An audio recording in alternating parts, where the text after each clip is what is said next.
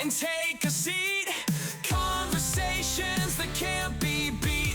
Music and movies to name a few. Sports and drinks and tiramisu. This is a podcast for everyone. Time to chat and have some fun. Shawk Talk, Shawk Talk.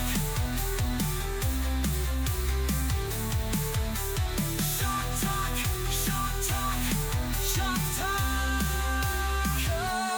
Shawk Talk.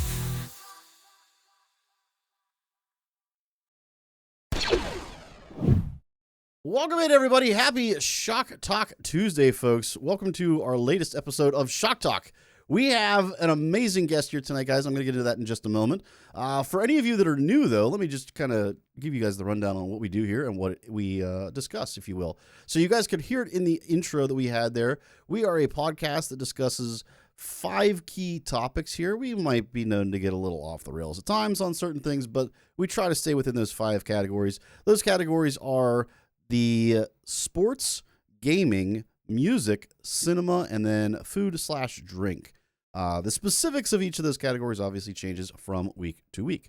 But with that being said, we have a, like I said, highly esteemed guest, or at least that's what we tell him. He may not be highly esteemed, but we like to blow some smoke in places, if you guys catch my drift here. One of my longest companions on the YouTube channel, guys, on the YouTube realm, we'll call it, from way back in the day with Rogue Actions, guys. We've got none other than RamBam in the house. Welcome in, Ram. What's going on, Shaka? Great to be here. It's been a very long time. Indeed. Well, yeah, you figured Rogue Actions. It's been over a year. It's been over a year now at this point. Because I quit. What, 24? Yeah, I think December of 24 was the last one I did. Yeah. So yeah, it's been over a year at this point. So yeah, it's been a long time, man. For those of you that are unaware, if you're out there in YouTube land or Spotify land and have no idea what we're talking about, so we used to be a Star Wars primarily streaming community. We played a game called Star Wars Galaxy of Heroes, and Ram and I did a podcast on that game called Rogue Actions. So this is not our first time doing a podcast. It might be our first time doing a good podcast, but it's probably not going to be. Let's be honest here. Have you met us? Right, exactly. Jeez. But anyway, with that being said, like I said, welcome in, Ram. I'm super, super stoked to have you here, sir. Tell the people a little bit about yourself for anybody that is new to you and does not know anything about you. What do you do? What's kind of stuff do you like to do for fun? Are you single, married? Let us know all that jazz. I'm kidding about the single. God. Married. You don't have to tell people. Oh, you that. really want to get into that? Okay. We'll just peel back the curtain all the way. No. For anybody that has been living in blindness, hint, hint, hint, wink, wink. Super white, Cowboys fan. I'm in the Navy. I like to, obviously have fun, drink. Love Star Wars to a passion. Huge Cowboys fan. Of course, we'll get into that here soon tonight. Aren't the Cowboys a different color than that? They're blue and white, but Isn't that like lime and green? silver, but yeah, this was yes, but it's still the star. I'm just making sure you're not colorblind. That's all. So that is a lime green color, right? No, I picked this up in Texas, actually. But that color I is love this lime hat. green, right? Yes. Okay, just checking. All right, so you're not colorblind. Just checking. No, I get tested every year. My vision is good. Oh, that's right. That's legitimate for you guys, right? Well, for pilots, right? Pilots cannot be colorblind. I don't think. No. That's for. No. So certain people can't be colorblind in the military, but we still have to get our vision tested periodically to make sure we're up to par. That makes sense. That makes sense. So, I'm sorry. I totally derailed your discussion. You did. I'm now I got to figure out. Drinking. Cheers. There you go. Well, like I said, guys, Ram, a long-time cohort of mine here with podcasts and everything. If you guys can't tell, we kind of riff off of each other quite well, and we'll probably do that significantly throughout the podcast here this evening. But yeah, like I said, man, I am super, super stoked to get you on the podcast here and get things started. With that being said, man, you ready to roll? Yeah. No, it's like I said, it's been a long time coming. My PC was broken, and I came back and then saw you doing your Shawk Talk, and I was like, I gotta get on it. and of course you're booked out because apparently you're very popular. I don't know why. I don't know about that. I guess I'm good at paying people off. I don't know. That's probably the more accurate statement. But yeah, I don't know. It's it's been pretty good. I was a little worried when we first started this about not being able to get guests, but we've been pretty successful. And fun fact, I don't know if you were around when I mentioned this. So I just booked one of my former students is going to be a guest on an upcoming podcast, which is going to be pretty freaking cool. So nice. Yeah. So yeah, it's pretty neat, man. I gotta say, it's pretty cool, this whole process and how it's going. So, but anyway, enough about me and this. Let's get into the meat and potatoes, if you will, here, sir. First topic of the day, folks. We've got the spread on sports. Sweets. I'll cover that in a second, Sweets. Sorry. So our first topic, I'm already getting derailed. Our first topic is, like I said, guys, the spread on sports. So our topic today is going to cover kind of a fairly specific thing, and that is whether a certain position of player is overrated in the NFL. Specifically, we're going to be talking about wide receivers. So this stems largely, so Rams is a Cowboys fan, and when we came up with these topics, so this just freshly today got kind of bumped a little bit, not significantly, but a little bit. George Pickens was holding out and looking into trade options and things like that at the time of making these topics. And it kind of led me to think, especially being a Steelers fan and kind of not being able to stand George Pickens at this point. And we got fleeced by the Eagles for Mekhi Lemon, which I am glad we got fleeced because that guy's crazy and I want nothing to do with him. But it just made me think, I was like, you know what? Wide receivers are freaking nut jobs in the NFL. Absolute nut jobs. And it makes me think that they're super overrated, like just super overrated. And I wanted your opinion on that, Ram, and we're going to talk a little bit about if they really are overrated and why. Do you think they're overrated, the position in general? It depends on the type of player you're talking about. Okay. Certain ones, yes. There are certain ones that I'm like, why are they getting that much money? That's insane. Yeah. It's a crucial position. Don't get me wrong. I mean, any good pass game, you have to have, a good wide receiver, and, not having a good quarterback or not having a good wide receiver. I'm over here trying to explain football to people that I'm sure watch football. It's you can't have one without the other, right? Or both ends are going to fail, and then you have to run the ball. And anyways, I wouldn't say it's. I would say that there are certain players that come out there and they ask for too much because they're a wide receiver and they're not that top tier. I think I'm following what you're saying. So you're not necessarily saying that the position itself is overrated. You're saying more that individual players at that position are overrated. Yes. Yeah. Okay. There are individual players that for sure they just do not like, I mean, okay. Let's just go ahead and play the ball where it lies. Okay. CD does not need to be getting paid as much as he gets paid. I love CD. Really? But that guy drops. Oh God. He disappoints me so much. See, I thought he was really good. I think he's better than George Pickens personally. I've had better luck with Pickens in the last definitely last season. CD cost me some bets. I had everything going for me. Because down here in Florida we can do sports betting. I had everything going for me, and the only thing I needed was for CD to run to catch the ball. Couldn't catch a pass to save his life, and it cost me several $100s. And I'm like, I hate you. Well, first of all, meanwhile, Pickens is over here hitting everything that's thrown to him. Ram, you know we're not talking about your personal betting skills here. We're talking about the game of football and how the wide receiver position affects the game of football. I know. Look, didn't we say we were going to get off track? Yes, we did say that.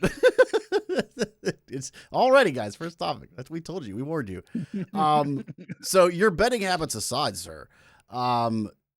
Here's my thing. So you said it's more of the player, individual players that are overrated, not so much the position. I totally don't agree with that. I think the receiver position as a whole is very, very, very overrated. Like, so many of these players that come into the NFL just are fast. Like, their singular skill is that they can run. And first of all, in my opinion, there isn't any skill involved in running. Like, you either are born with it or you're not. And then to have that translate into the NFL, it just simply does not translate. Like, if you look at a list of many of the first the fastest wide receivers from all of the last couple of like draft classes, like the last 10 years of draft classes, the person with the fastest 40 time is always a bust. They're always a bust because the speed doesn't matter. What matters is that they have great hands and they can run routes. And that is not something that is really related to speed that much. Now, are there individual game changers out there? Yes, that can happen. But the vast majority, in my opinion, of receivers simply aren't that skilled. They're just fast bodies that run around, and a great quarterback makes them look good. Like, in my opinion, the quarterback and largely the offensive line are far, far, far more important than the wide receivers are. Like, they just aren't good, in my opinion. Like, I shouldn't say aren't good. They're not worth the money that they think they should be getting. And I'm specifically alluding to George Pickens here. We'll get into his numbers that he's looking for here in a moment. I don't know. Am I way off base on that? Is the just the skill of speed all that matters for a wide receiver, or is there more to it? And I think you are like really dumbing down the position. Like, I'm over here dumbfounded that you think that it's just speed. Like, okay. If we were talking running backs, yes, I agree. I disagree. That's all they have is speed. They don't need no, because all running back is doing is getting the ball from right behind the quarterback or the fullback or whatever, right? That's all they're doing. They're running the ball, and that's all they have to do. No. With a receiver, they have to pay attention to their surroundings. They got to know if they're open or not, and they got to be able to catch the ball. It's not just about speed. They got to get to that point first, and then they got to actually catch the ball. Having all that speed does absolutely nothing if they drop the pass every single time. See, okay, first of all, running backs absolutely are a skilled position. So, first of all, it's not just speed. Most of the running backs in the NFL are not speedsters. They're like in between. They might be fast, yes, but the big thing is they have impeccable balance. Like, they have incredible balance. They're very good at shaking off hits. Vision is a massively important part of running backs, in my opinion. Like, look at Le'Veon Bell. The dude came out of the NFL or came out of college looking like he was just average at best. But because of his insane vision, he was amazing here with the Steelers. Now, he went to the Jets, and the Jets are terrible, so he just had nowhere to go because there were no holes anywhere. But, like, there is a ton of skill involved in being a running back. Versus a receiver, I mean, I'll give you that hands are important, yes. But what I'm saying is most receivers don't have good hands. Like, they don't. I'll even bash the Steelers a little bit here. Like, I'm not just making this up. DK Metcalf is just a physical freak. The dude can't catch to save his life. Like, he can't. His hands are horrible. He drops balls constantly. He's worse than CeeDee Lamb. But, like, he got paid massive, massive amounts of money because the dude's fast and big. Like, but his routes are not good. He can't get separation. He has bad hands. Like, but because he's a big athletic freak, let's give him all sorts of money. Right, but that's not the fault of the position. That's the fault of the player, which goes right back to what I was saying, that certain players do not deserve to be paid that much, not the position as a whole. If you find somebody that has all the qualities of a wide receiver in perfect stature, yeah, pay them the damn money because they've got it. It's just the problem is you have players who think they have it, or they have one or two aspects of it, and they think that they should get all that money too. You see what I'm saying now? Kind of. Okay, I'll give you that game-changing Gotta make my argument for me. receivers. Game-changing receivers, yes. Like, so I think of like Megatron, okay? Like Calvin Johnson. Yeah, That's a player that his physical skill set and his skill set, like his actual like game skill set, route running, hands, all of that stuff, vision, top tier. That kind of guy is worth the money that they pay to him. But Marvin Harrison, Michael Irvin, those kinds of people. Yeah. yes, so there are individuals I think that deserve that kind of money. I agree. But the position as a whole, I don't think is that valuable. Like the money that they expect is just not reasonable in my opinion. They're getting paid. The only position that gets paid more than them on the offensive part of the game is the quarterback. That's it. Like they're getting paid more than a lot of these other positions. $30 million a year. Like we're gonna get into the number here in a second. $30 million a year. Like it's insane the numbers that they're looking for. To say that that's not the what position do you think is, besides quarterback, which is obviously the heart and soul of the team, Mm-hmm. besides quarterback on offense, what position do you think is second? Tackle. Really? Oh yeah, easily tackle. Quarterback number one, tackle number two. Right. I mean, I get Center number obviously three. you need to have an O-line because you need to, the quarterback needs to have time to throw. Mm-hmm. But if you're not worried about if you don't have good receivers, what do you need time for? Because you're not trying to throw. Well, they'll get Your throw open if game you is give them enough completely gone. time because they're fast. That's all they need to be. They're fast, but if they're not paying attention to their surroundings, they're going to get stuck in traffic. They're going to have someone hit them blindside, or they're not going to get to that point. Or let's say they're trying to catch a long ball, right? We're over here like, okay, what if they catch a 10 yarder, 15 yard, 20 yarder, whatever? Cool. Sure. What if they throw the 60 or 70 that the occasional quarterback likes to throw? You just expect them to see that coming from 60 yards away and not have the vision to catch it, and then have to. If you had me go 60 yards down the field So and you confused on threw a this. ball up in the air, I would be able to catch it. That is not that skillful. But if you have a You could 250 catch pound it in man, traffic. well, I'm not saying I would do that. Right. So these people are catching it in traffic. They are catching it with two receivers. Because I've seen CD do it. I Yeah. shit on CD, but I've seen him do it. He will jump while he has two defenders right next to him. He'll jump and grab that ball and bring it down for a completion. Yes. Don't And get me you tell wrong. me that has no skill? Okay, so yes, I would agree with hands like that. Yes, in those situations, that's some skill. Yes, to have the hands to hold that ball. Yeah, I'll give you that. But not worth the money that they're trying to get paid. Not worth that much money. No way. So Sween's in chat. By the way, guys, we record this live over on Twitch.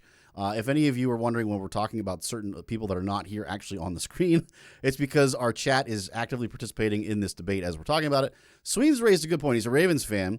The Ravens are always competitive. Always competitive. They never have a solid number one receiver because you don't need one.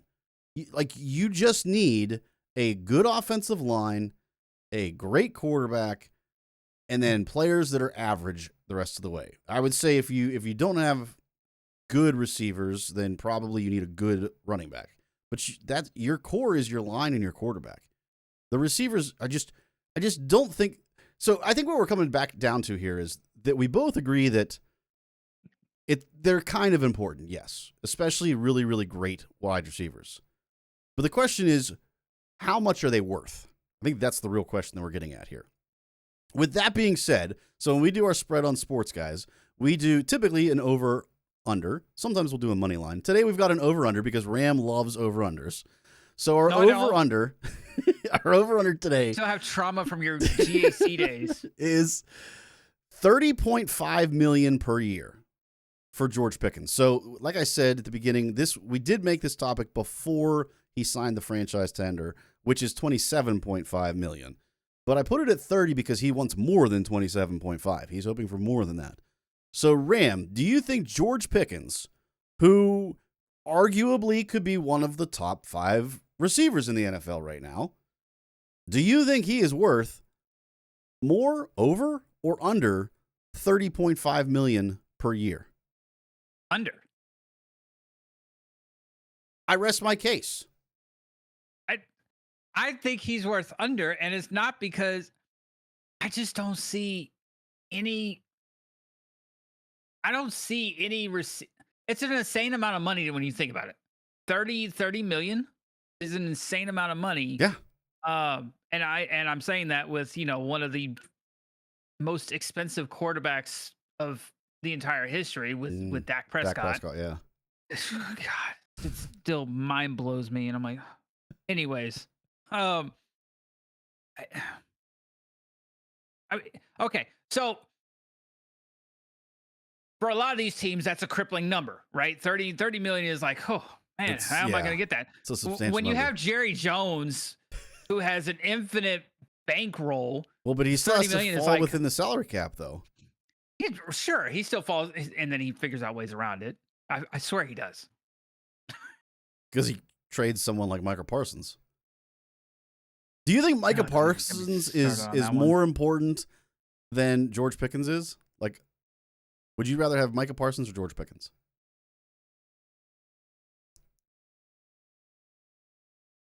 I'd rather have Parsons. Yeah. You know why? Because the wide receiver position's overrated.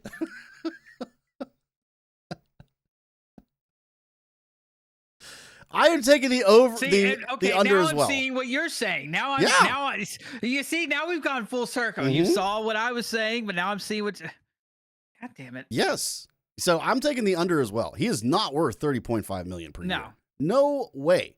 And I think so. He went out and tried to find trade proposals and things, and the fact that he came back and signed that tender just confirms that he's not worth $30.5 million, because nobody out there was A, willing to pay him that much, or B, give up whatever trade, collateral they would have to do to get him.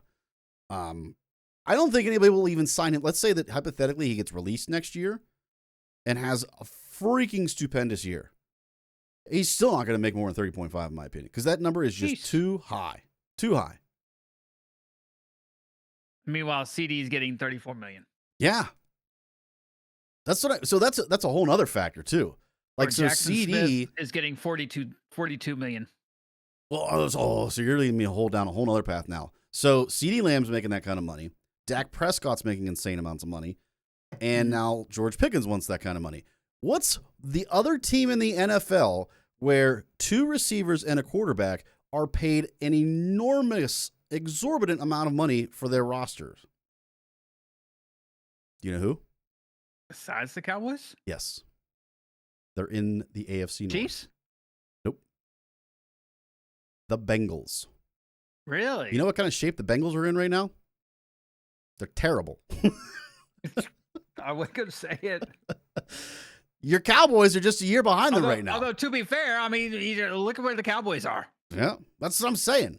So again, this is just another point to validate what I'm saying, guys. Wide receivers are over freaking rated.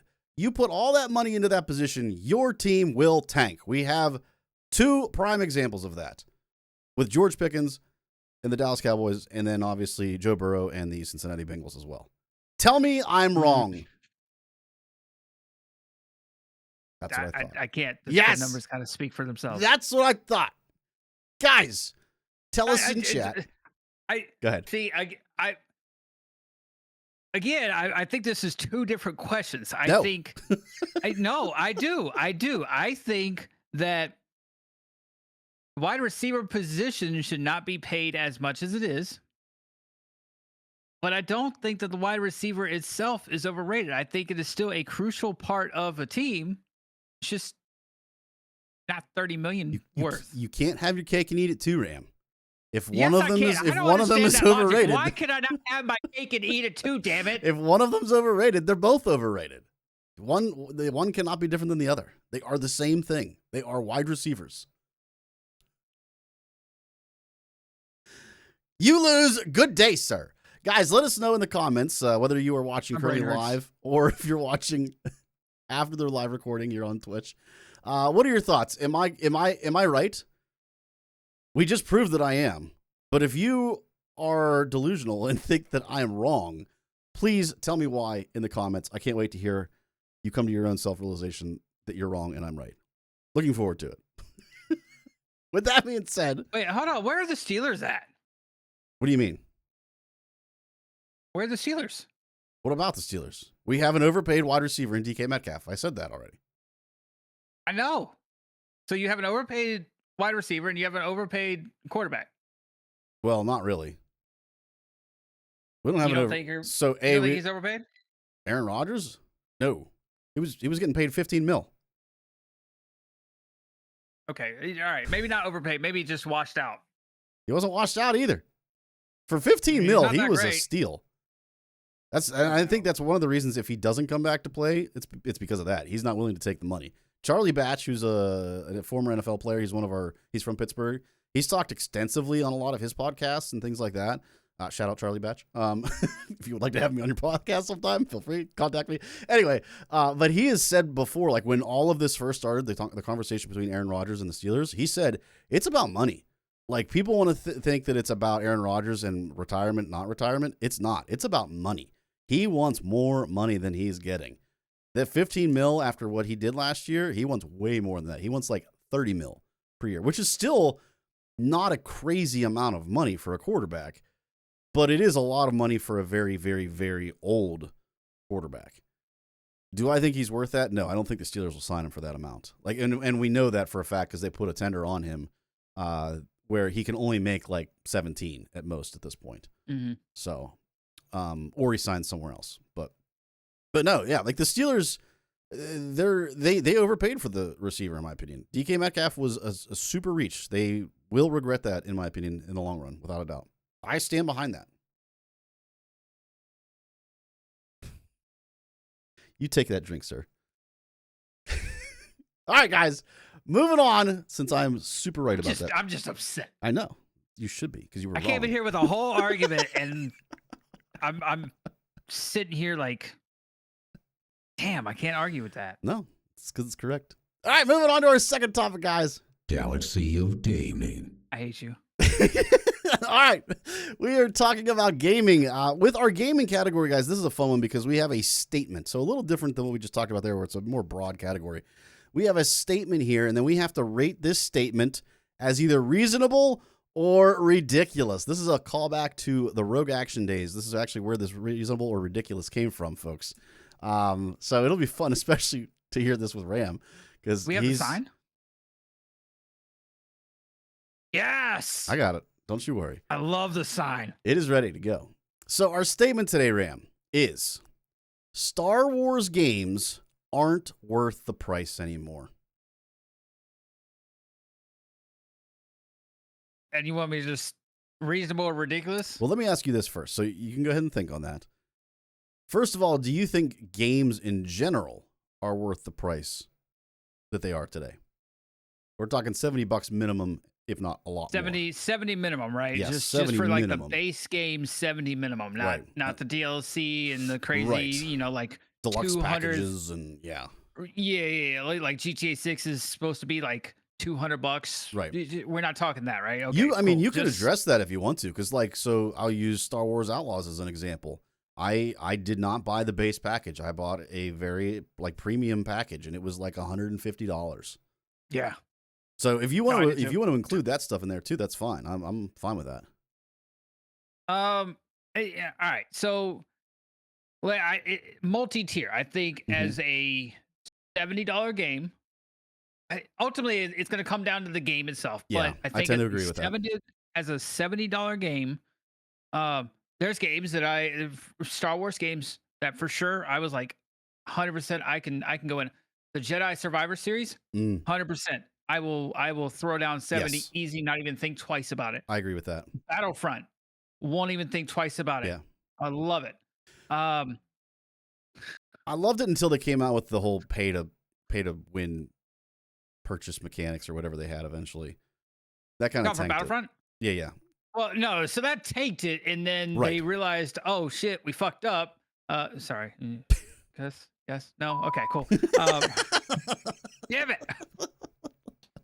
We we realized, that we effed up. So let's take that out. And once Mhm. they took it out, I mean, to this day, the servers are non-existent. They're not doing any more updates or anything. Right. And people were still, as of yesterday, I mean, people were coming out in droves to play Battlefront 2 Yep. in celebration of Star Wars Day. So Yeah. I mean, that speaks to a testament of the quality of the game and how much fan favorite that game is after the devs realized that they messed up at the Yeah. beginning. I do agree with that Um, completely. Yes. And then we get to Outlaws. Not worth the 70. No, not at all. I had such high hopes, and I would have paid maybe 50 for that had I known what I was actually getting. I never Maybe. would have gotten it. Like I don't know whether you remember or not the first time I tried playing it and I think we were trying to battle a Rancor and I was stuck in the map constantly trying to get away because you can't defeat the Rancor, you have to escape. And I Yeah. kept trying to find a way to escape and the I remember that. stupid thing that you're supposed to hit to escape wasn't there. So it's just me endlessly running in circles for like 3 hours trying to hit a thing that didn't exist. That's not worth any money. I remember that. It was, oh my God, I get triggered so bad. Still thinking about I mean, ultimately, it's going to come down to, for Star Wars specifically, for me, it's going to come down to the game itself. Like, Mhm. I mean, we're talking if they drop, because they've been rumoring it for a while, right? Right. The whole KOTOR remake type deal. that. Now it's it was shelved, and now they're talking about doing it again type deal. So, I mean, that one is just kind of shut up and take my money. I would easily throw 100 at that and wouldn't even blink twice Right. because it's KOTOR, right? Yeah. I'd probably be left disappointed because it's current gen and everything's got to be monetized and it's awful. But Right. I mean, I guess it just comes down to the specific game Yeah. I that's can get behind that's that. being sold. So, like in generally speaking, I think games that are story-driven games and kind of exploratory games, I think are worth the money. So I think of like God of War, what was it, Excalibur 33, Baldur's Gate, games like that have massive amounts of hours of gameplay and great storylines. Like those are worth the money. Jedi Survivor is a prime example of that. That is a game that was worth the money. Outlaws should have been worth that money. Yes. I was just going to say that. Right. It should have Because been you're over here worth it. talking about story-based games. Like, Right. it checks those boxes. Yes. Now, if you're picking a game that's like a first-person shooter, in my opinion, like Call of Duty, obviously this is a big arguable discussion. We kind of talked about this in another podcast with I forget who it was that we talked about this with, but we talked about like it was Janu, whether we play a social game or whether we play more of a solo story-driven type game. So like Call of Duty has a ton of replayability if you are into that type of gameplay. Personally, I'm not. Like I know you play Call of Duty. You played not Warfare. Or is it modern Warzone? Warzone, thank you. I knew you played a lot of that. Like for me, I have no desire to play anything like that. It's just boring and repetitive and a waste of my time. But if you're into that, then that might be worth the money for you. So I guess it kind of comes down to the player as well as the game to some degree, is what I'm saying. There's always a hint of personal preference, Right. in there, tied in there. Because I mean, okay, for instance, Madden, right? They come out with a new Madden game every single year. Right. To me, not a whole lot of replayability because it's Madden. It's the same. I'm gonna play another football game every single year. Yeah, unless But you're I into know like that- PvP competitiveness, then yeah, I agree. Right. Yeah, If you're into league or whatever like Right. that. But there are people that won't even blink twice and they will toss down $100 every single Madden season. Right. On the contrary, I'm a huge WWE guy as well. So I love the wrestling games. I won't even bat an eye at tossing 100 plus for the new WWE game that comes out every single year. Even though it's Interesting. the exact same thing as what I just said I Just a don't like reskin. about Madden. Yeah.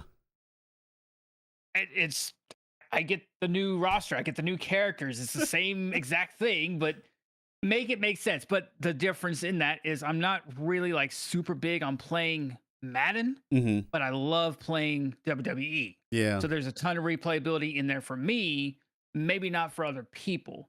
So it's a, Call of Duty, I used to be able to justify that. yeah. I can't justify Call of Duty anymore. I used to.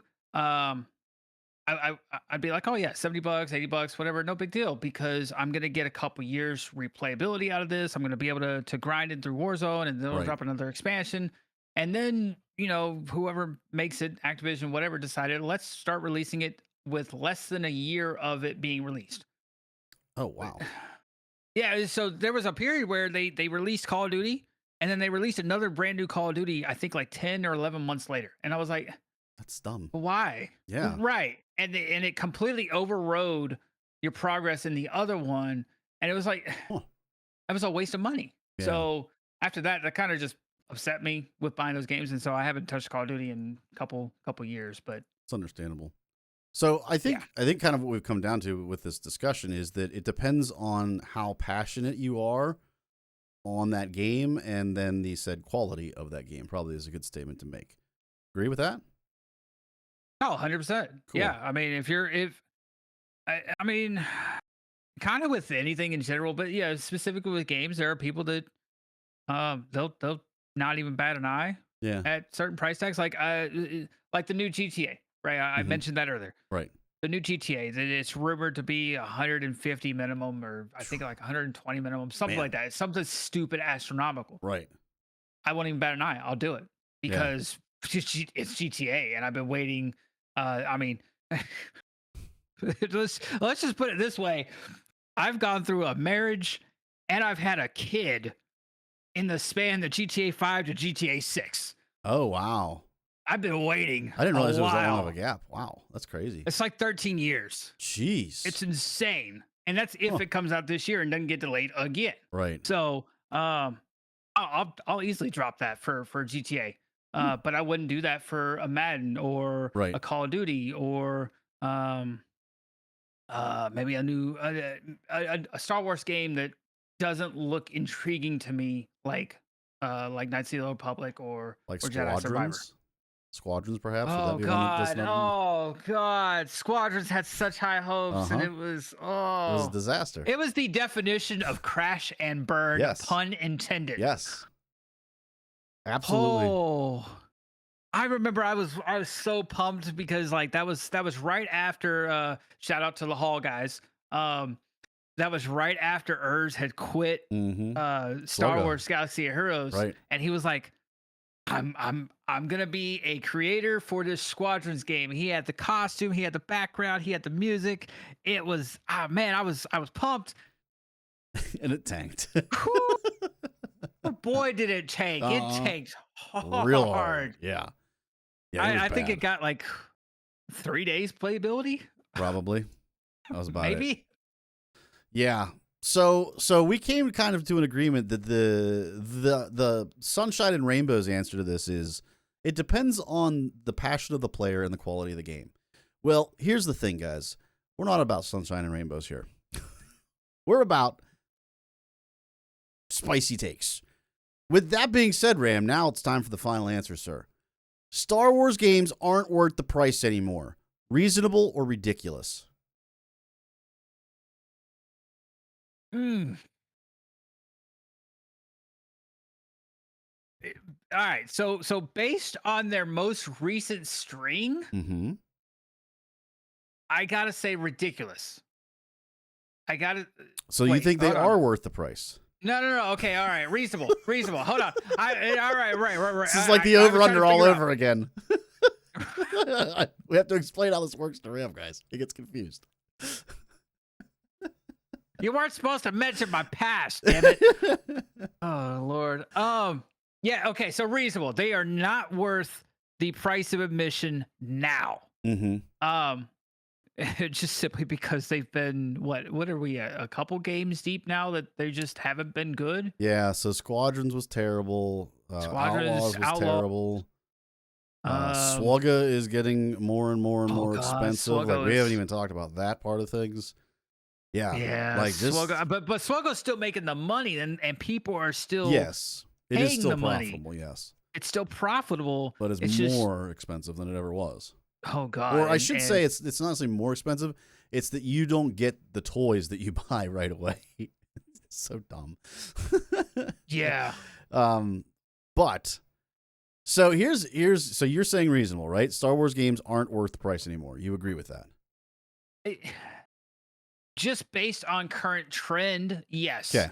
If we were to take all Star Wars games in general and say they're not worth the price anymore, I would wholeheartedly disagree. I'd say no, that's ridiculous because you're roping in Mhm. Survivor, you're roping in Battlefront, you're roping in KOTOR, and you just simply can't do that with those games because they speak for themselves. Yeah. But if we're just talking most recently, yeah, they're not worth it. You know, Even you letdowns. raise a really good point, Ram. Like the stuff that's come out lately is absolute trash, and it just speaks that the price on these games, especially with the prices continuing to inflate and not stay at $70 yeah. anymore, it's absolutely not worth what you're paying for these trash games, without a doubt. But here's the thing: I love to say that your takes are ridiculous, and I'm going to stay true to that. Because if you love Star Wars, guys, you should be able to spend however much money you want to on a game that you love to play. So Ram can suck it. It is ridiculous, guys. It is absolutely ridiculous. I am done discussing this topic. So I should have just said ridiculous so you could give a thumbs up. Yeah, I was just going to do the opposite of you. That was the whole plan from the very beginning. All right. Oh, Jesus Christ. Moving on to our music discussion, guys. I promise I won't be biased on this one. I have a legit take on this one. We've got Musical News 8. all right. So today's is kind of fun. This is a recommendation courtesy of Ellie. Ellie, aka the Purple Sunflower, is one of our members over here on Twitch. Very active member in our Discord community as well, folks. She submitted this idea to us, and I think it's a great idea. So in our music discussion, we talk about an A versus B kind of discussion. Which one is better? Which one is worse? That kind of thing. Today's one is, what is the better type of music? And this is a unique type of music, not typical genres and styles and things. Which one's the better type of music? Emotionally moving music or energetic hype type music? So you could even argue this is like lyrical versus dance, that kind of thing. Something that is emotionally moving to you or something that just kind of gets you energetic and hyped. Ram, first of all, do you listen to either of these types of music? Absolutely. Okay. Both of them? Yes. Okay. What would you consider? Because this is curious. I think most everyone can kind of imagine a very similar style of music when it comes to energetic hype music. Like it's either going to be like a techno or maybe, an intense rock, something like that, maybe some hip hop. Emotionally moving can be very different for different people. Like, what do you consider to be kind of an emotionally moving type music? So for me, I had to do some thinking on this one, but Mhm. but what instantly called out to me was for emotionally moving music that like I'm in my feelings, I'm breakup music. Let's just Okay. throw that out there, right? Okay, so you're That thinking type of music. like power ballad type stuff, or more like Taylor Swift, like broke up with my boyfriend. Like, okay, some people will say that, but no. And I can't do country music. I Oh, just, yeah, I've that's a good tried, example, and too, it's yeah. not. Yeah, country is a really good example of that, but no. For me, the band that always like whenever I'm feeling any sort of emotion, like breakup or I'm down at work or whatever, Mhm.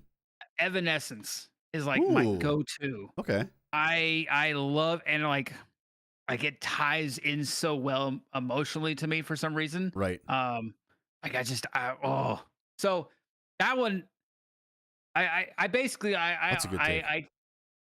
I kind of told a girl that I've been talking to. Hmm. I kind of told her, I was like, look, just FYI, if I'm ever like listening to Evanescence on repeat, help me. I'm probably in my feelings. Something's probably wrong Right. because I normally don't Mhm. unless I'm like just stuck in my head. Yeah. Um, so that's kind of like what I relate emotionally moving music to. Interesting. See, Yeah. I think that's the most interesting part of this question because, like I said, energetic hype. I think most people are going to think similar styles of music. The genre of music might change a little bit. Like you can have an R&B energetic hype. You could have a rock. You could have a metal. But they're all going to kind of have that fast tempo. It's going to tend to be bright and uplifting. Usually, probably a major key. That kind of thing. Emotionally moving, probably going to be a minor key. I mean, that's just typical of music. But the styles can change so much because, like for me, I don't think of Evanescence so much. Like I don't get emotionally moved by that type of stuff. I think more on the classical line of things. So like I think of like Adagio for strings, or I think of like Sibelius's Finlandia, Dvorak's New World Symphony. Like I gravitate very much towards the classical genre when it comes to emotionally moving music. I think of like movie music, like Lord of the Rings. Gollum's song would be kind of a popish version of that, if you will. Like I tend to gravitate towards those things as being the more emotionally moving, less so than pop music. I know that's a very, I'm talking just general vague term of popular music, not pop itself. Right. But I just think it's interesting that people can have such very different takes on what emotionally moving music is. And to be clear, I'm not saying Evanescence is not emotionally moving. Like every music is emotionally moving to different people for different reasons. Everyone has their own reasons for liking music. So I just thought that was cool. I kind of wanted to hear where your thoughts were on what is emotionally moving in your opinion. On the flip side, if you're going to listen to an energetic hype song, like pick one. What is your hype song of choice? Uh, I see. Oh man, if I had to pick one, ugh. It doesn't. I mean, it could just be anything. I'm just trying to look for kind of an example of what you would consider energetic hype.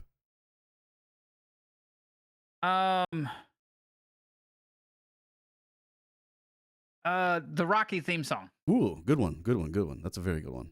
Okay, so you're drawn a little bit more towards the classic rock genre. So for me, it's "Party Hard" by Andrew WK. It's what we use for our hype trains. It's what they used to use for the Penguins when the Pens would score a goal.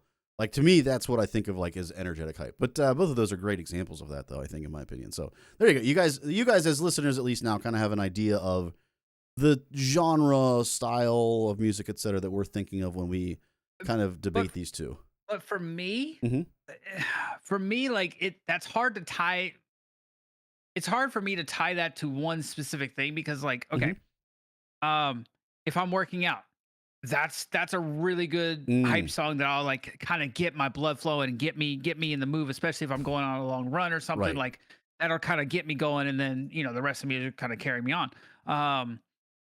Uh, it really just dives into mood though. I like hip hop. I like some rap. I like rock. Mhm. AC/DC is always really good. Yeah.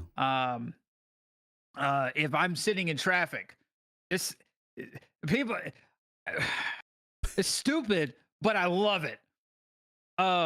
If I'm sitting in traffic, I will sit here and play "Move Bitch, Get Out the Way" by Ludacris.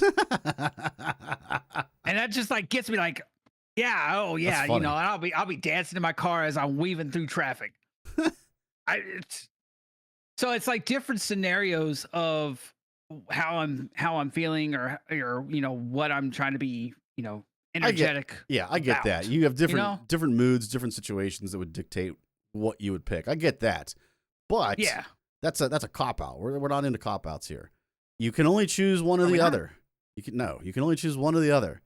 Which one are you choosing? Are you choosing Evanescence or are you choosing the Rocky theme song?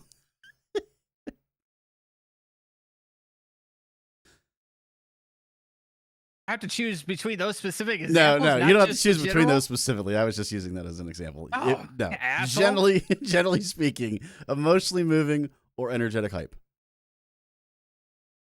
I'm gonna go energetic hype.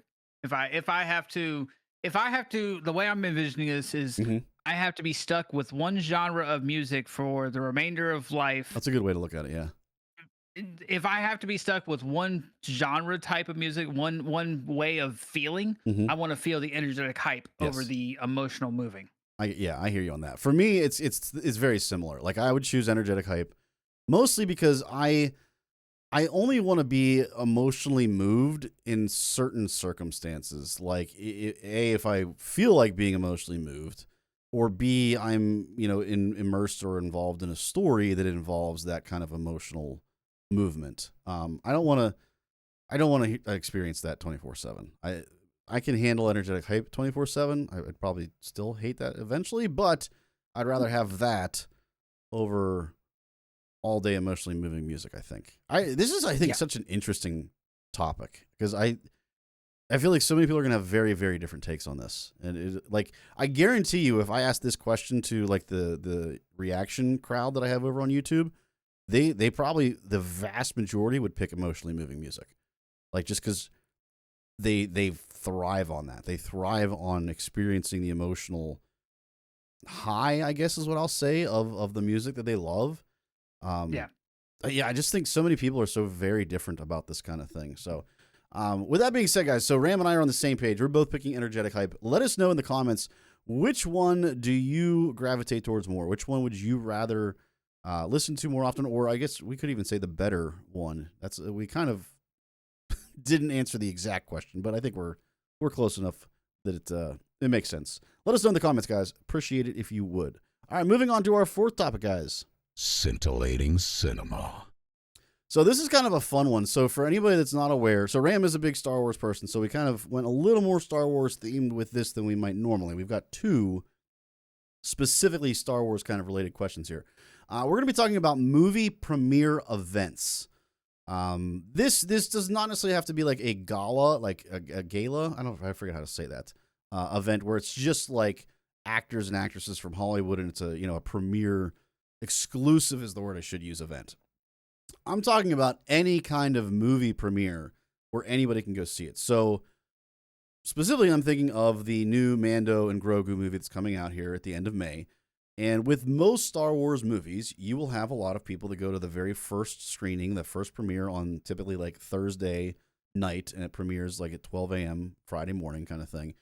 And you have all sorts of people that'll show up. It's a big event, it's a big party. People are in costumes, they're in outfits, they bring drinks and food and everything else. It's an unscripted giant party essentially. Ram, do you like those kinds of events? Have you been to any of those kinds of events? What would you give them as a rating, as an in general idea? Are they 2 thumbs up, 1 thumb up, 1 thumb down, 2 thumbs down? Oh, those events are like, can I do like 4, 5, Yeah, 8 absolutely. thumbs up? Like, I mean, let's just start playing fingers with the, I'll start fingering the camera. No, it's like, Save that for I love OnlyFans, those. sir. Speaking of which, OnlyFans link down below. No, no, those are like top tier events. I love Yeah. those. Yeah, I mean, like fond memories of the Revenge of the Sith Mm. premiere. The more recently, even though the trilogy was the Force Awakens. Yep. So I was in Italy for 2 out of 3 of those, Force Awakens and Last Jedi. I remember going. I had my lightsaber. I had pajamas and whatnot. Going to the premiere. And fun fact, in Italy we're 6 hours ahead, which means I got the movies 6 hours earlier. Oh, that's right. That's nice. Right. So I did the midnight premiere, got the movies, and then proceeded to blast it on Facebook and laugh that my mom hadn't seen it yet. Oh, you're one of them. Oh, man. No, I didn't spoil it. I just was like, haha, I got to see the movie before you, Mhm. that kind of deal. but no, I mean, that was super fun. And then, obviously I did the same thing for The Last Jedi and walked out of The Last Jedi hating my life. But no, I mean, those are, I love dressing up. I got the sword, I got the lightsabers, I got a Jedi costume. That's the life for me. And Yeah. it's not just Star Wars. So Star Wars is what we're on topic about right Right. now. But I mean, you have people do it for Lord of the Rings, you Mhm. have people do it for Star Trek, you have people do it for um the Pokemon movie. I mean, like all kinds of stuff. People Yeah. just, I think it's cool that you get to express your passion about whatever it is you're passionate about Mhm. in that sort of environment with other people who are also passionate about that with you. Right. I think that's awesome, and I can't see how that would ever be thumbs down. I'm totally on board with you on this. So I've been to a couple of premieres. I went to see the Phantom Menace premiere. A bunch of my high school buddies and we went out, and everyone from the town was all dressed up. We had drinks, we had food. We basically did a tailgate. We were out on the parking lot. It was so much fun. It was actually my first ever experience going to like a premiere like that and experiencing the premiere. It was so cool. I went to a Lord of the Rings for oh goodness, what is the third one? Return of the King. I went to a Return of the King premiere. That was incredible. Even so, this isn't an example of a premiere, but so you talked about like the party atmosphere and all of the people coming together and everything else. I think another underrated aspect of it is that excitement for a resolution of the story. Like, especially if it's something like Return of the King, if it's Revenge of the Sith, it's the finished aspect of that Avengers story. Endgame. Right. Yes, another great one. So specifically, I'm thinking of like Game of Thrones. So I know it ended very poorly, and I agree that it ended poorly. But I think about the hype, especially in like season 6 in particular. And I don't want to get into spoilers in case anybody has not seen Game of Thrones, but the hype leading into the big reveal in I think it was season 6. It might have been season 7. On Jon Snow. I'll just leave it at that. The hype behind that and you as a collective audience and fans getting to experience that moment together is so cool. And I didn't experience that in, an actual event. That was just the online hype of that happening. Like, imagine if you went to an actual premiere for that episode that I'm referring to. Again, if anybody's familiar with it, you know what I'm talking about with the Jon Snow reveal. Like the idea of being in a mass crowd of enthusiastic people to see that, like, it would be so cool, so incredible. I actually went to see Michael this past weekend, and similar vibes. Like, it was like a party in the theater. Yeah. It was so cool. Like, it's just such a neat experience to go to these. I don't want to say cult, but I'm going to call it a cult. Like a cult-like experience where you're just with these insane fans. It's of the same thing that you're super passionate about. It's just such a cool opportunity. I'm with you, man. 2 thumbs. If I can give it 4 thumbs up, I'm giving it as many thumbs up as possible. I think this is one of the last few great things about movie theaters in particular, as opposed to just watching at home. Like, I love it. Yeah, and I mean, and sadly, it a lot of it died out when COVID hit. Yeah. But like, I mean, I have a fond memory of, like I said, Avengers Endgame. Mm-hmm. Went to that, and I remember jam packed. And I mean, everybody's got their Thanos gauntlets on, and Iron Man gauntlets, and shirts, and all that stuff. And the moment that Cap, spoiler, says Avengers Assemble, yeah, and it's just everybody's like, yeah. It was, I mean, all in unison. Yeah. Well, I saw, so I didn't get to go to the premiere for that, but I saw like video clips of people in the theater when the portals opened up, and he's like, Cap on your left. And then also same thing when he says Avengers Assemble, the audience just went insane. Like it's just such a cool moment. Like, I wasn't even there for it. And it gets me goosebumps thinking about it. Like, yeah. It's so cool, man. Well, I'm glad we're both in agreement on that one. Like, we are definitively in the same camp on that one. 100%. Guys, minds think alike. Yeah, believe it or not. Guys, let us know in the comments. First of all, what are your thoughts on movie premiere events like that? And then secondly, I think the more exciting thing to hear, because this started with the Mando and Grogu movie discussion here, are you going to see the Mando Grogu movie at the premiere event? Are you going to try to go to the very first screening of it and see that premiere, kind of like what we talked about here tonight? I'd be intrigued to hear if you guys are going to go see that. Ram, are you going to try to go to the premiere? No. I can't just because I got other stuff going on, like actual work, sadly. Real life and commitments. they don't let me play around with my schedule as much as I would like to. So Yeah. I would like to. I'm not gonna be able to. And to me, between this is where I'm at. So and J Murph brings up a very valid point. This is where boy. Yeah, so J Murph in chat, to be clear, guys. I've been let down by Yep. Star Wars in general. Yep. As of recent, right? Mhm. I mean, the Maul series, amazing. Yeah. Andor, loved it. Yep. Movies. And then we talk about Acolyte. Oh, well, And then yeah. we talk As a about the series. third season of Mando. Mm-hmm. And then we talk about the last. I actually kind of enjoyed Force Awakens, but I loathed The Last Jedi, and Rise of Skywalker was yeah. just a complete disaster because they had to try to retcon everything that happened in The Last Jedi. So then it just made that. Anyways, Yep. both of those were crap. So you look at the track record, and I'm like, is it worth being up at midnight and then being parched for sleep to get the experience? Right. Sure, but the movie is, I just don't have super high hopes for it, to be honest. Right. Like if this was like, okay, they didn't do it in my area, but last year they did the Revenge of the Sith 20th anniversary. I think it was 20th. Yeah. I think it was 20th anniversary re-release and then in theaters. They didn't do it in my area, but had they done it in my area, 1000% I'd have been there for midnight release. No holds barred, because I know that movie's gonna be good. Right. It's just this one's, I'm like, I want it to be good, but there's that part of me that's like, but it's Disney. So I'm kind of in the same boat. I actually could go if I really wanted to.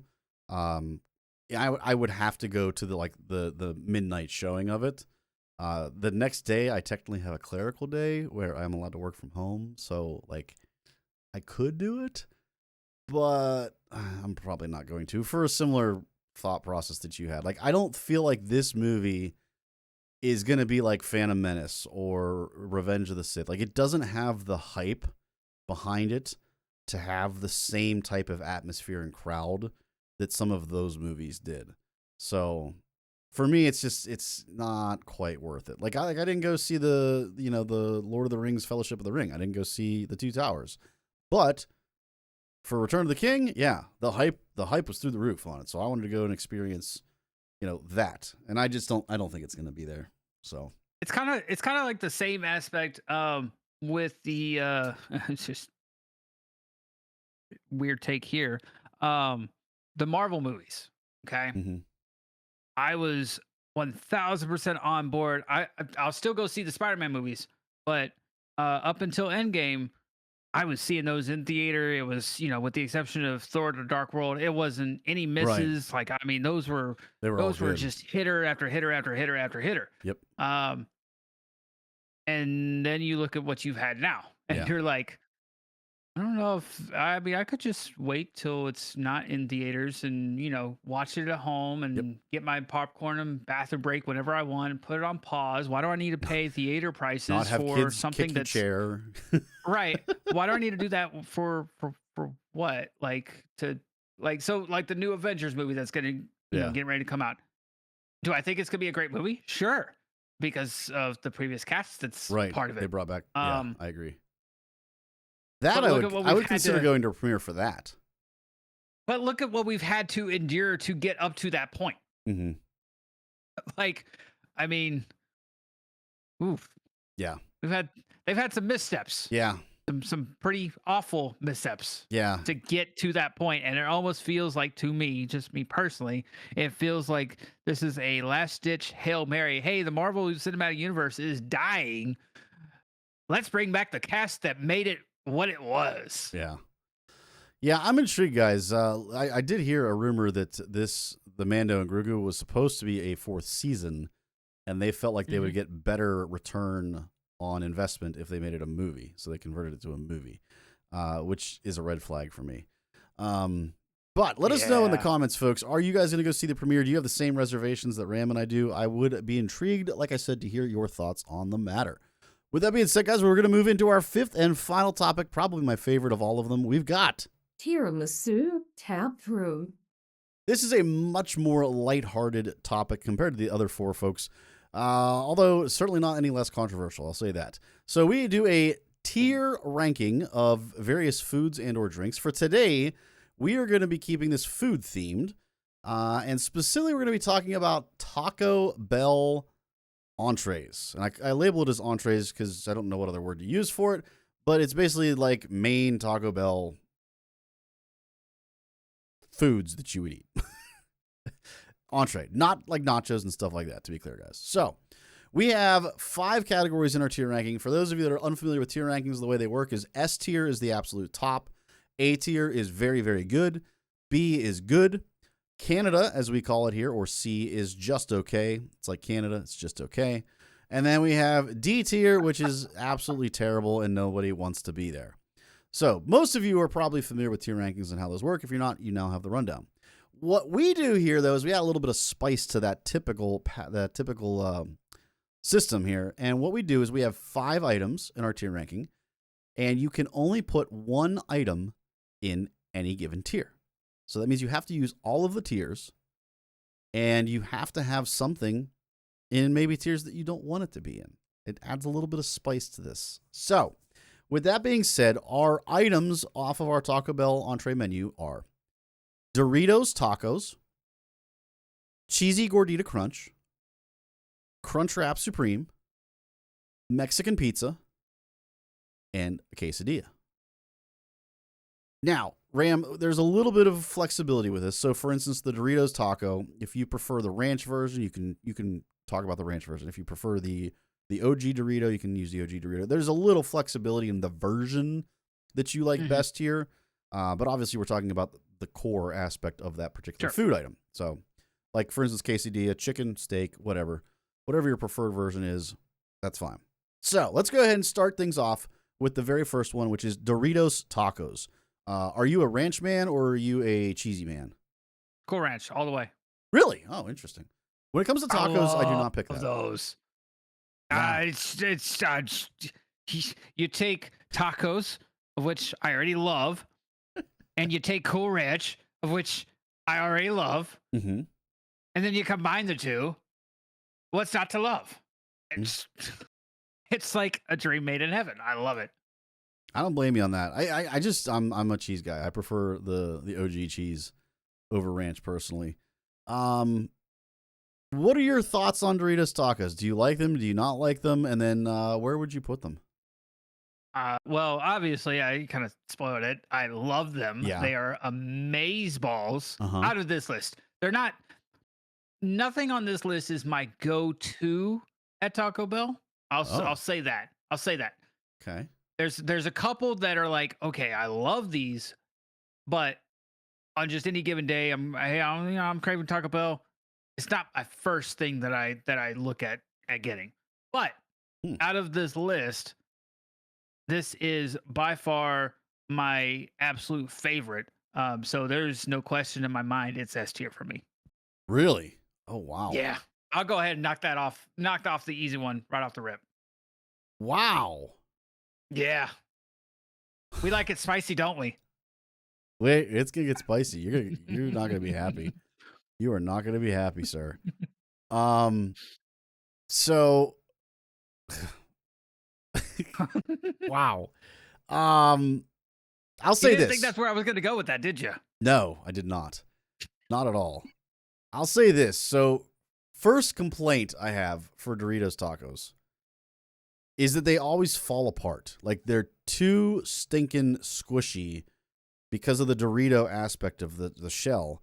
So when you get all of that stuff put in it, it just ends up being mushy and it just falls apart.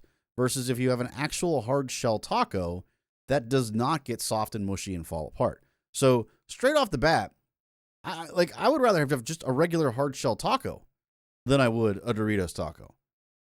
And even then, I'd rather have a soft taco because even that's not mushy. It's soft, but it's not mushy. Like these Doritos tacos are just straight trash. They are mushy. They have fake flavoring put on the shell. It's disastrously bad. It tastes like crap. The only reason I've ever eaten these is because they're forced onto me as a side item on some other value meal that I get, and I get pissed because they give it to me instead of a regular taco. This is straight D tier, man. Absolutely the worst entree item in Taco Bell. Boo. Trash. All right, number one. First off, maybe it's just like maybe it's just Pennsylvania that sucks at making them. I don't have that problem here. Like, okay, all right. I will say this. The nacho cheese variety of the Locos Tacos, I do have that problem. Okay. They will fall apart. Yeah. I don't think I've ever had that problem with the Cool Ranch version. Maybe it's just I got lucky and they just don't fall apart on me, or people are actually making them right down here in Florida. I don't know, but yeah. I've never had that problem. Maybe it's a combination of like the nacho cheese and the actual cheese that makes it lighter, and the Cool Ranch version doesn't have that. Maybe. I don't know, but I can honestly say I've never had that issue with the Cool Ranch version, which is all I ever get. I don't know that I've ever actually had the Cool Ranch taco. I'm not gonna lie. I might have to go out and try this now. Oh, you're missing out. Yeah, I might be missing on this. If you like the Cool Ranch Doritos, a lot of people don't like those, and I get it. But that's like my go-to. I love that flavor. Mm-hmm. So when they brought out that Locos Taco, I was like 100%. And I don't think I've ever really been disappointed with that variety. I've been disappointed with the nacho cheese, but I'm also not a huge fan of the regular nacho cheese version of the Doritos in general, not just the Locos Taco. I got you. So, interesting. Maybe there's some different aspects at play in there. There could be. There could definitely be. Interesting. Let us know in the comments, guys, because we're very far apart on this. Very far apart. Oh. Which I'm not shocked by. Let us know where you guys would put Doritos tacos. Yeah, I know, right? Hopefully, we were on point for most of this video. Yeah. Maybe we'll get back on track with our next one here. Cheesy Gordita Crunch. I'll go first on this one, okay? Cheesy Gordita Crunch. Yep. So first of all, I love the Gorditas. Gorditas are one of my absolute favorite items at Taco Bell. Period. End of discussion. Mm. Then you take that crunchy taco, which is better than a Doritos taco. You put it in a Gordita, and you add real cheese, not that fake crap from Doritos, and combine that all three together. Chef's freaking kiss, sir. This is one of the absolute best things you can get here. The only thing I might consider to be better than this would be a chalupa, which it's sad face that it's not on this ranking. But outside of that chalupa, this is far and away my top choice. This is S tier for me, without a doubt. Love me a cheesy Gordita Crunch. Please tell me you're not going at the bottom of the barrel for this. Oh, no. No. I'd be insane. I'd be insane to go at the bottom. No, this is A tier for me. Okay. And the only reason it's A tier is because the Locos Taco was on the list and I had to put it S tier. Yeah. All right. I'm okay with that then. No, the Gordita Crunch is for all the reasons you mentioned. Like, I mean, what's not to love? I mean, right. You got the crunchy taco. It's delicious. I don't think I've ever really had a bad one, and that's crazy because I've been in some sketch Taco Bells. Yep. There's some sketch Taco Bells out here, but I'm sure down the south the there's a Gordita lot Crunches. Oh yes. We've had some that are like have been shut down for health code violations, and we're like, well, we have those in the Taco north Bell? But it's Taco Bell. Right. I mean, what's Taco Bell? You didn't think the spicy, crunchy Snack Wrap Supreme was, crunchy without the cockroaches, Right, right? exactly. Love it, man. So you're on board with me well on this one, though? Fairly easy? Yes, yeah. No, that's number 2, and like I said, it's only number 2 because the Locos Taco is number 1 for me. Gotcha. That's an easy one, guys. Let us know in the comments why we are right. Why is it S tier / A tier? And yeah, I'd like to hear that. And if you think otherwise, then don't talk. Next one up, we've got the Crunch Wrap Supreme. Crunch Wrap Supreme. You want to go first on this one, Ram? Since I went first in the last one. Yeah. So this is maybe this is where we're gonna start disagreeing a little bit. I don't really like the crunch wraps. To be honest, like they're not my favorite at Taco Bell. They're not even. Put it this way: if I'm going to Taco Bell, Mm-hmm. probably about 8 different things ahead of it have to be down off the list for me to look at getting a crunch wrap. Okay. It's just it's not anywhere on that list. Yeah. I think I've had one and I wasn't thoroughly impressed by it. Mm-hmm. So I put it at A B C. There we go. I had to count. ABC's 1, 2, 3. Dude, you thought we were going to be off on this one? Identical. This is Canada. Oh, Straight up Canada for me. So I had Doritos Tacos in D tier. I have this in Canada. This is arguably more bland I don't even think it's arguably. It is definitively more bland than a Doritos Taco, without a doubt. To me, it's just a super, super bland item of food on this menu. Like, yeah. You have to add taco sauce to it. You have to add things to it. But here's the problem. The whole design of it is that it's all on the inside. So if you're dipping this thing in taco sauce, that defeats the purpose of it. So, like, the only way you can get any kind of good flavor on this food item is to ruin the whole design of the item. It's stupid. It's dumb. And it is not good. It is boring. It is bland. It is blasé.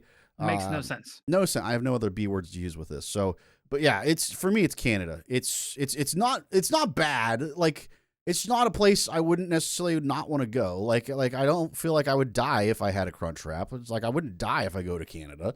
But it's not necessarily a place that I really am like gung ho to go to either or experience. It's a crunch wrap. It's Canada. Oh, like I said, I mean, there's like 8 different things that have to be, unavailable on the menu for me to be like, I guess if I'm going to eat Taco Bell today, I'll get a crunch wrap. I agree. Let us know in the comments, guys. Are we correct? Surprisingly, we both had the same ranking on that one. I did not expect that. I think that's very overrated. Bringing us to our next one, Mexican pizza. Mexican pizza. I'll go first on this one, sir. So for me, I've only had a Mexican pizza once. I have not had it very often. It is kind of an exclusive thing. It's not regularly available. So you got to go find it when it's there. And I was able to get it one time. And it wasn't bad. But I also don't think it was that amazing either. Like would I eat it again? Sure. Am I going to go to a Taco Bell specifically looking for Mexican pizza though? No, I'm not. Like, to me, it is just barely a step above a crunch wrap. It has a little bit more flavor than a crunch wrap in my opinion.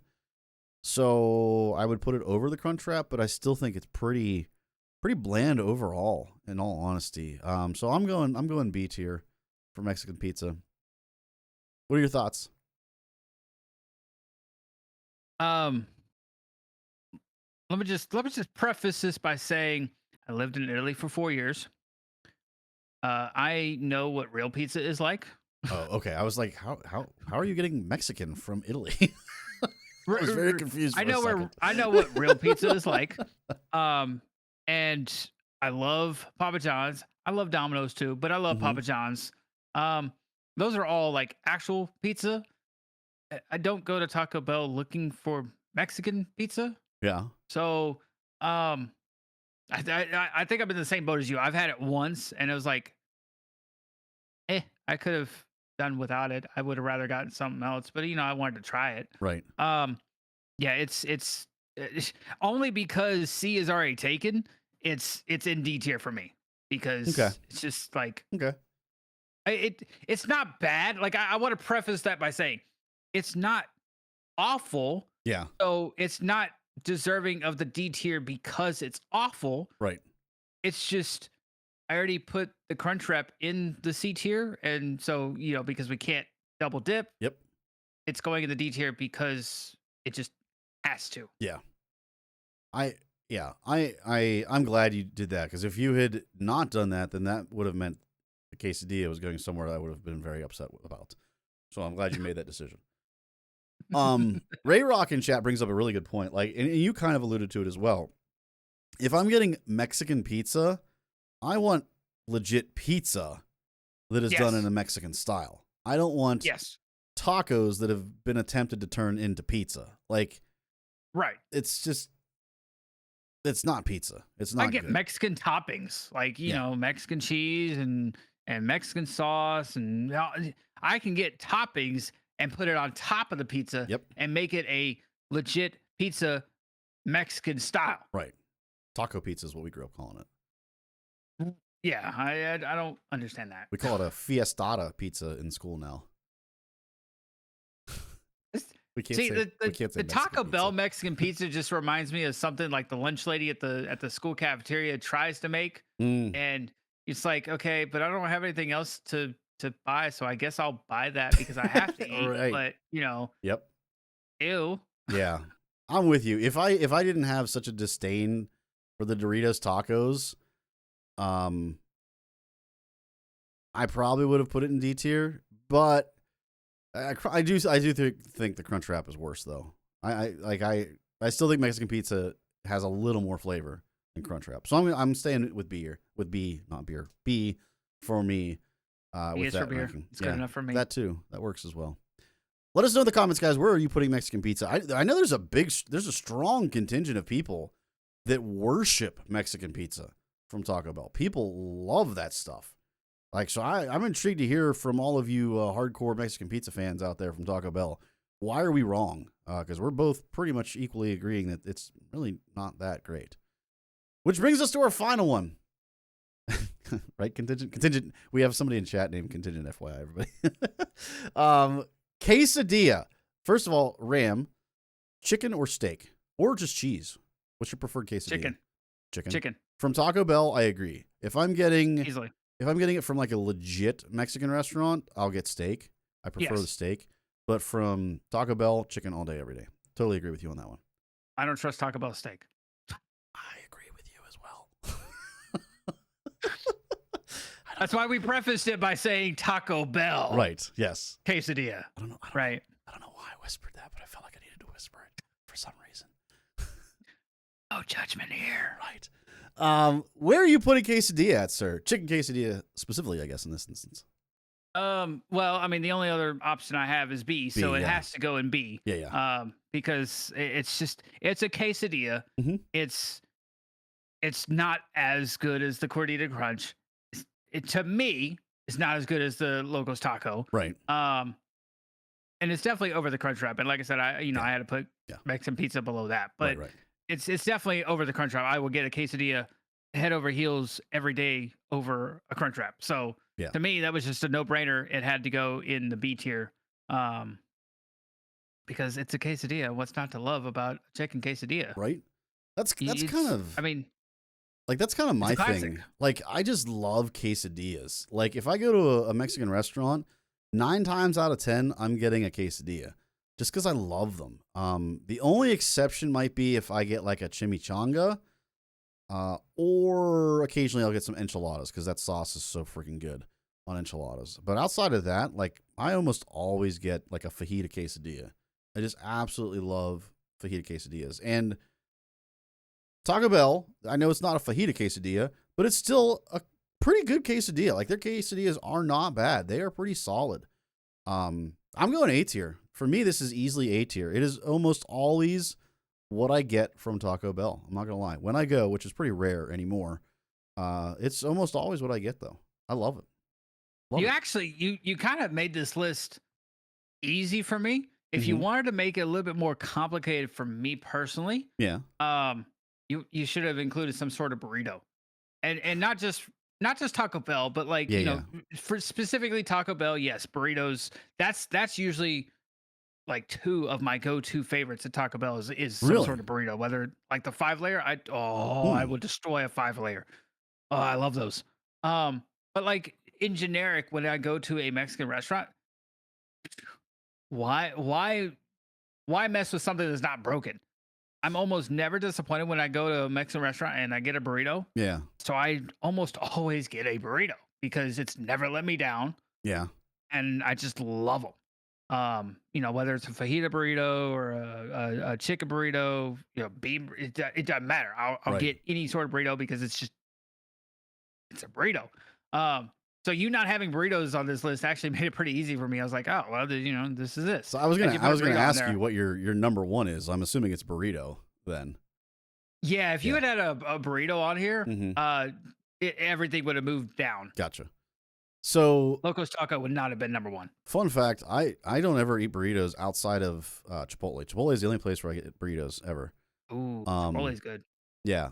But just in case anybody out there was wondering like why these 5 items, I literally just Googled like favorite Taco Bell entrees.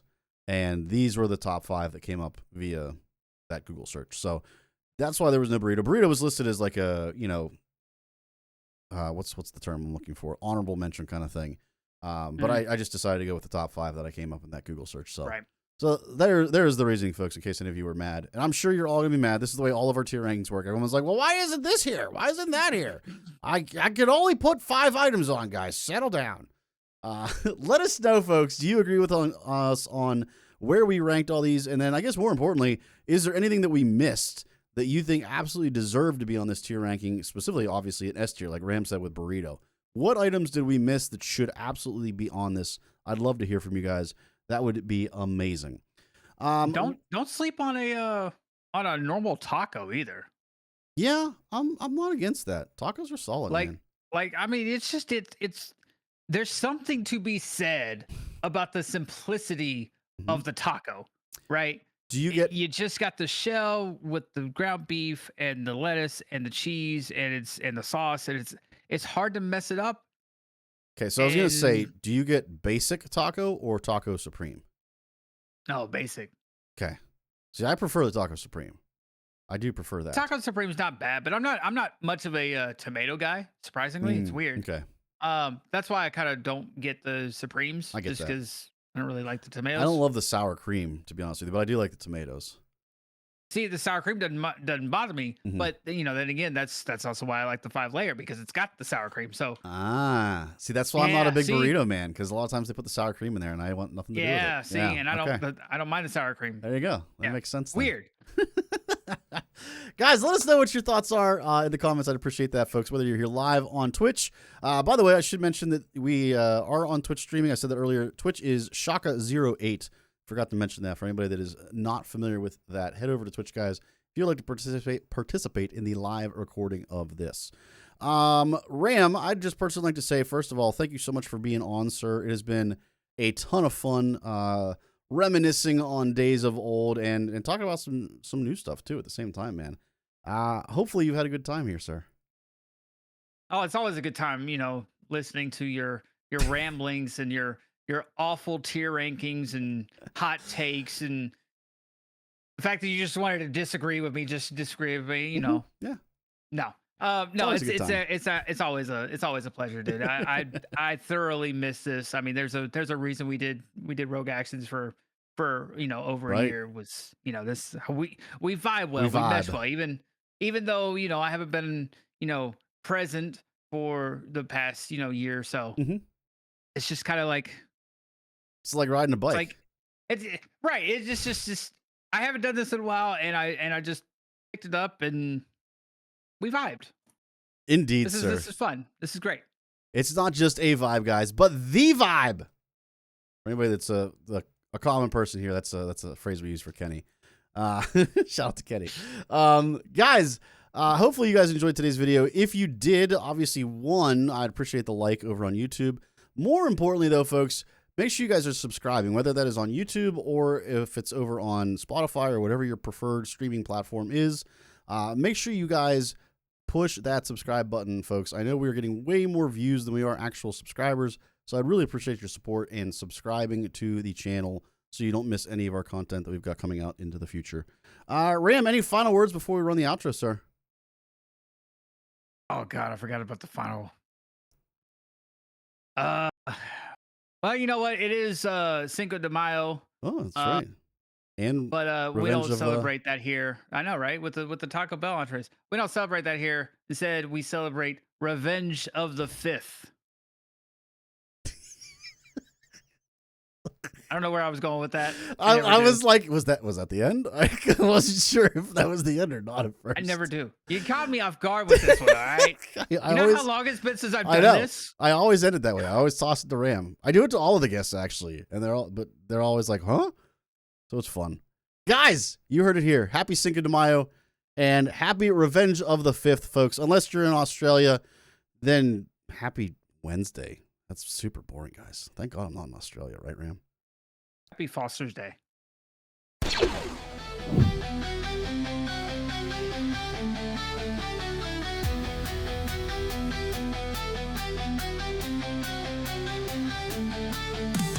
Welcome on in and take a seat. Conversations that can't be beat. Music and movies to name a few. Sports and drinks and tiramisu. This is a podcast for everyone. Time to chat and have some fun. Shawk Talk, Shawk Talk. Time to chat and have some fun. Shawk Talk, Shawk Talk. This is a podcast for everyone.